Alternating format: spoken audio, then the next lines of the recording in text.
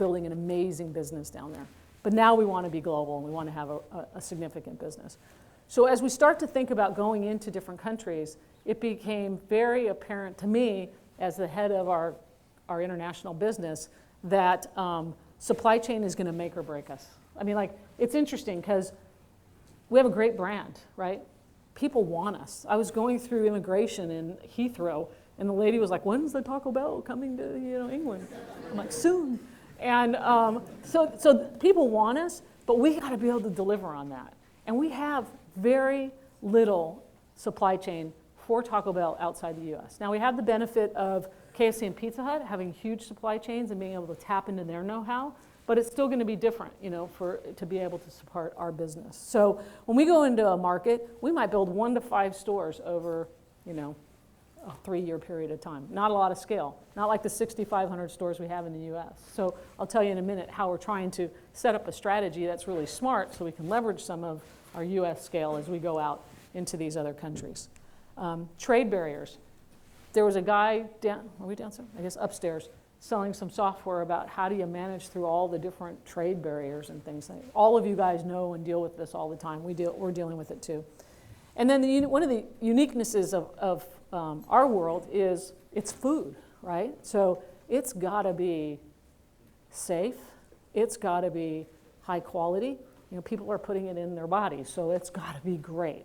And when you think about some of the places outside the U.S., right? They don't have, let's say, a cold chain, right? It might be frozen when it leaves the supplier, and then it defrosts, and then it gets frozen again when you get to the... So we got to sort that out. We can't have that. So we're busy working on what is our strategy, so then we can figure out our structure, and then I can start hiring people. So pay attention, students. So the first thing is, we want to have a global category management so that we're defining specs and we're leveraging the great relationships that we have in the U.S. outside the U.S., right? Because we want that consistency, we want that predictability. Then we also, wanting to have our cake and eat it too, want the cost to be reasonable, because the only way to get stores built and a business built is to have great returns, right? So we got to figure out that part of the puzzle. So regional sourcing might be a very important part of our puzzle. So we can eliminate the shipping lane costs, and we have small quantities, right? So by the time it gets from here to there, the shelf life has kind of expired a bit. It hasn't expired, but it's, if it's a 3-month shelf life, you're already, a month and a half in, and the quantities aren't huge. So that then requires you to have really smart S&OP, right? So that we make sure we're matching up what we have so that we have the food to sell and we have happy customers, and yet we don't have a lot of exposure on the bottom line for our franchise partners who we want to make oodles and oodles of money. And then I was talking to some guys on the way in who this is their business. There's probably a few of you out there. I have never, I by training am a development finance person who spent a lot of time in general management, right? I have learned more about distribution and logistics. I mean, for those of you out there, God bless you. I mean, it is such a hard business. I was telling somebody, I was in Bogota, Colombia, my first trip to Bogota. I love Bogota. Colombia is doing great. It's a market that has a lot of potential. And we met with the franchisees distribution and logistics company. And when they started to show me the maps of the geographies and the mountainous terrain and how you get from here to here, and I just sat there and I went, oh my God, this is complicated. And this is going to be a big part of our success. So we're going to sort that out as well. Maybe the students will have a solution for us. And then lastly, as I said, and I've said it over and over and over and over again in our business, food safety, the most important thing. All the controls have to be in place. Everything from at the farms to in the restaurants, we are all over it to make sure that it is job number one. So when you think about all of this, and you begin to pull it all and wrap it all together, right? You end up with an amazing brand, hopefully, that people want, that's enabled by an incredible supply chain, because the two are just hand in hand, right? So as all of you being supply chain people, as somebody who's not, thank you, you're incredibly important. And it's going to be a key to our success as we go about building restaurants and building a brand outside of the U.S. So live Moss. And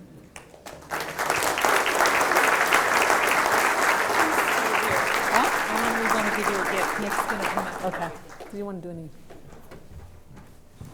Let's take a You want couple to of do a few questions. questions? if you don't mind. Okay. Yeah, let's take a few questions from Melissa while we have time, because I want to make sure this is interactive. Keep them easy. Yes. Questions? I'm sure my guys will ask a question. Yeah. Yeah. Yeah. Thank you. There were some rumors that I heard about Taco Bell possibly rebranding their image, and so is that true? And they are planning on rebranding, then what is the plan for it? And I personally noticed that the brand image for Taco Bell has really been kind of stepping up, and same for McDonald's as well. But Sure. anything you want to say? Yeah, no, so if you remember back to that slide of, what our assets used to look like and what they are, I mean, we're constantly challenging ourselves as a business to stay relevant to our consumers, right? So we're constantly thinking about what can we do to stay relevant to our consumers, whether it's our buildings, our packaging, our social media, everything that we do that engages with consumers will be a reflection of our brand. So it's always evolving.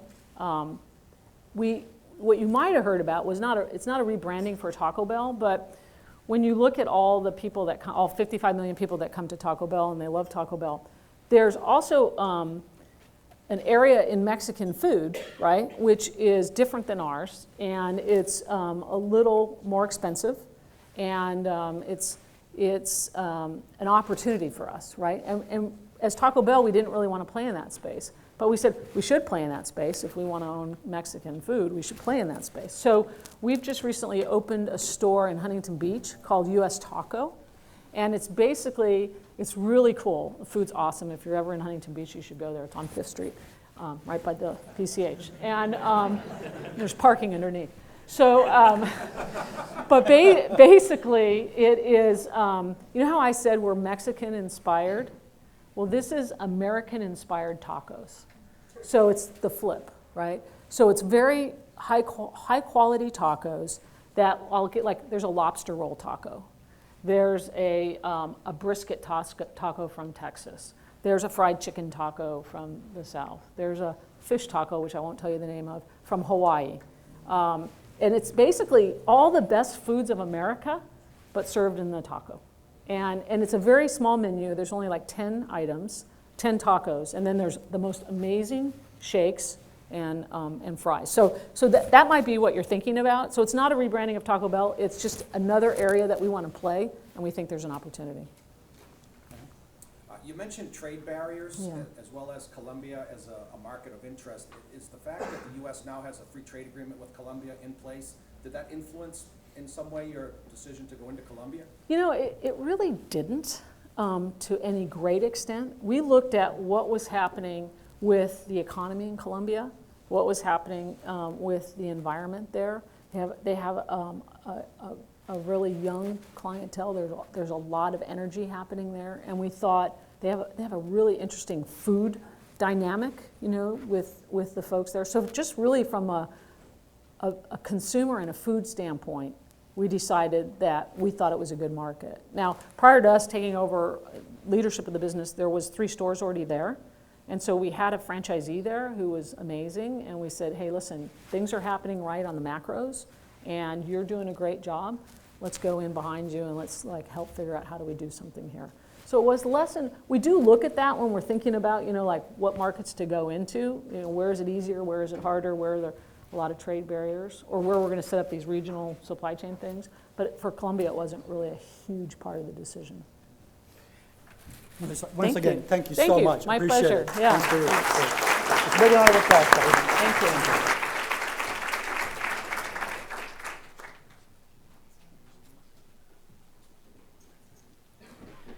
That was really wonderful, Melissa. You are a true Trojan. Thank you so much for sponsoring breakfast also this morning. Thank you.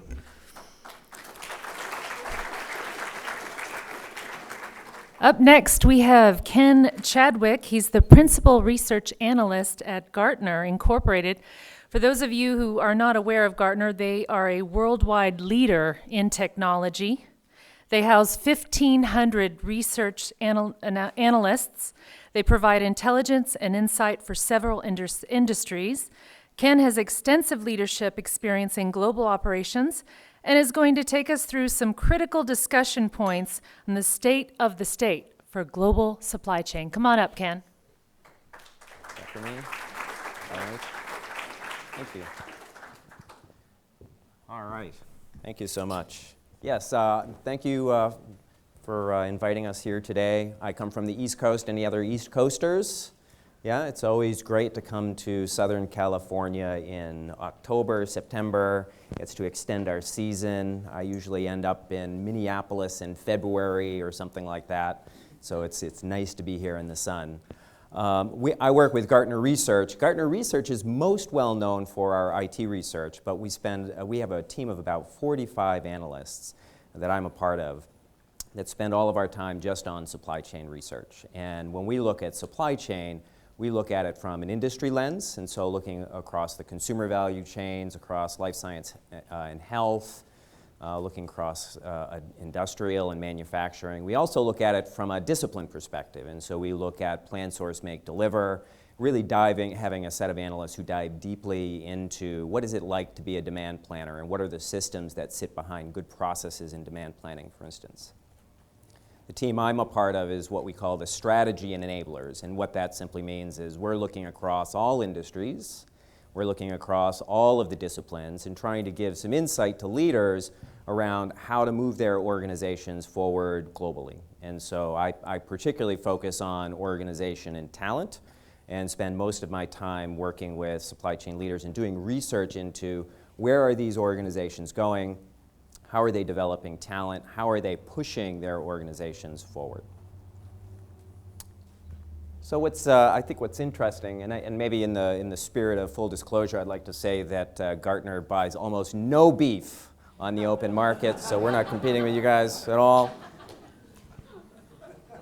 I think what's interesting is this notion of supply chain. When we talk about it, we talk about it in terms of it being 15, 20 years old. I know that the first supply chain group I was part of was in 2001-ish. But the supply chain industry is really 4,000 years old. Think about it. Think about building a pyramid without supply chains. Think about building a Great Wall in China without a robust supply chain. Every war that has ever been fought and won or lost has been due to supply chain. Supply chain has been one of the core elements of our society for 4,000 years plus. In all areas, really. If you look at, we focus a lot, I think, on Egypt and on Europe and in China, but even when you look in South America, there's evidence of really robust road structures under that Amazon jungle. And so trade and supply chain has been a really core part of society for a long period of time. However, King Tutankhamun didn't have to deal with big data, right? Julius Caesar didn't have to worry about rationalizing multiple instances of SAP. And so the kinds of challenges that we have today are different. I mean, the pharaohs must have been difficult, but imagine trying to satisfy a customer who not only wants something in a day, but they also want to be able to return it for free, and so that it doesn't impact your cost structure. So the challenges that we have today, the breadth and the scope and the depth is just substantially different. And it's really changed over the last 15 or 20 years. And so all of the mergers and acquisitions that we see in the industry have caused multiple versions of these different markets and these different ecosystems that supply chain leaders are really challenged with. So the good news is you're part of one of the world's oldest professions. The bad news is one of the other world's oldest professions likely has a better reputation in your company than you do. We see that all the time. The research bears it out. And so one of the challenges that we're really focused on is this notion of trying to increase the profile of supply chain. And this is really what we're all about. And so today we're going to talk about a couple of things. One is, what is the formula for success? So how do you put together success? What does good look like? So we have this device we call the Supply Chain Top 25, and I'll speak a little bit about it.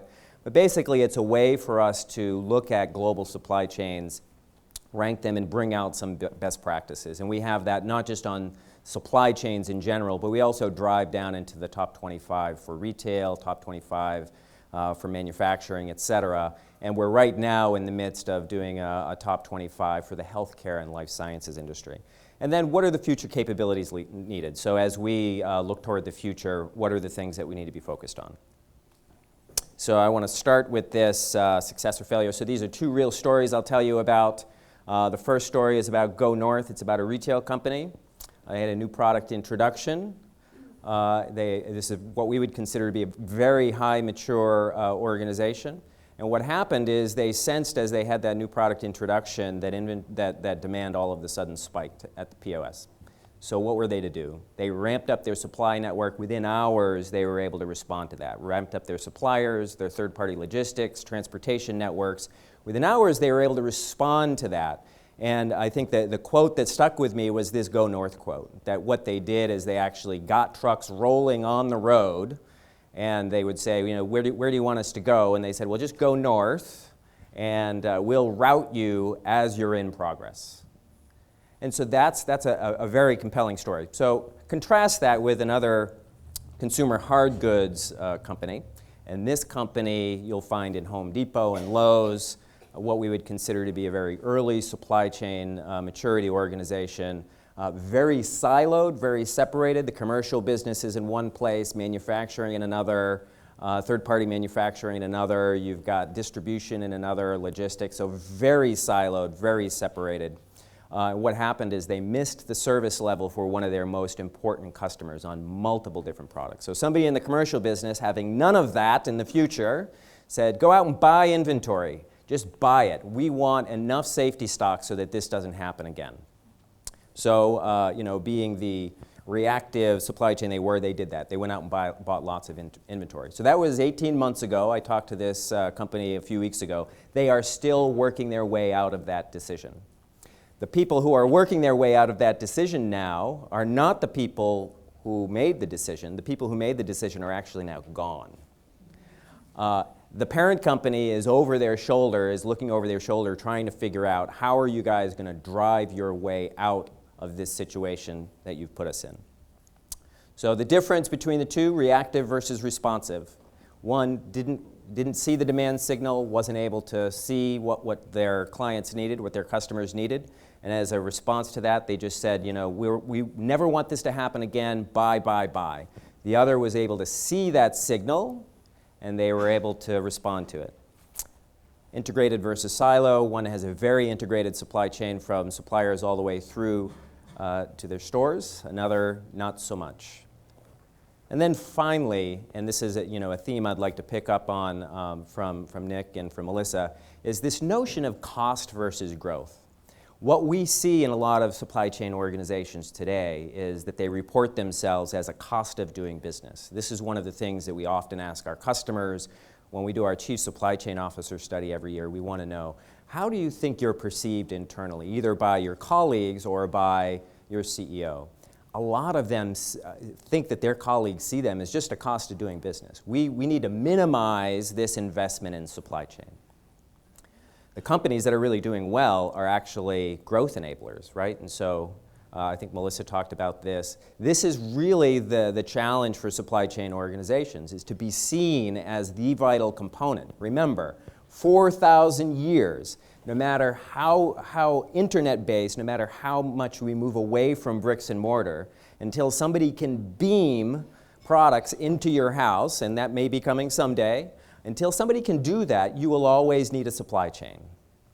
And when we look at even the healthcare industry, the organizations that are doing really well are organizations that are beginning to think differently about their supply chain in terms of how they're either being cost neutral, but also adding revenue source, adding value to that whole supply chain.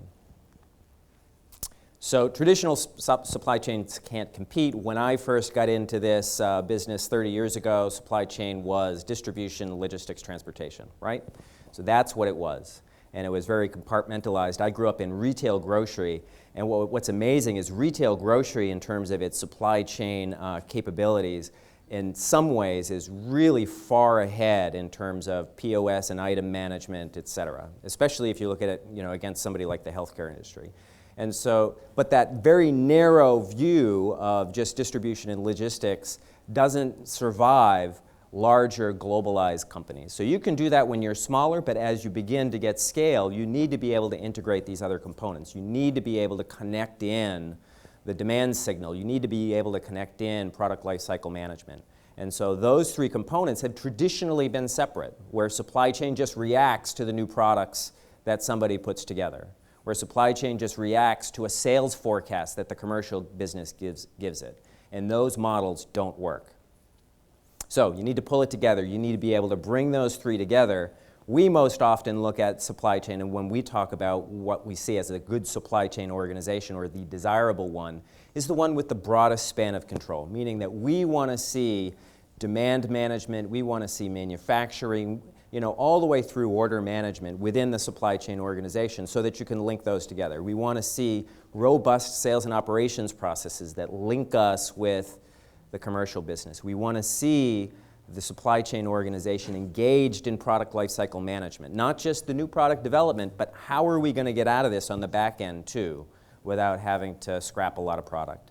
And then creating these extended networks. So these extended networks become really important. Being able to see your supplier as just not, again, somebody to manage, somebody to negotiate against, having this adversarial relationship, but seeing your supplier as somebody who's actually part of your business. So this is the formula: operations, innovation, and orchestration. Orchestration is about bringing those three things together: demand, supply, and product. So orchestrating those together as opposed to leaving them separate, and then working across these two dimensions. You need to be able to innovate, you need to be able to execute. We see, there's a long litany of companies we can think of that have failed on one or both of those dimensions that no longer exist today. How many people used to own a BlackBerry? How many people own a BlackBerry today? Right.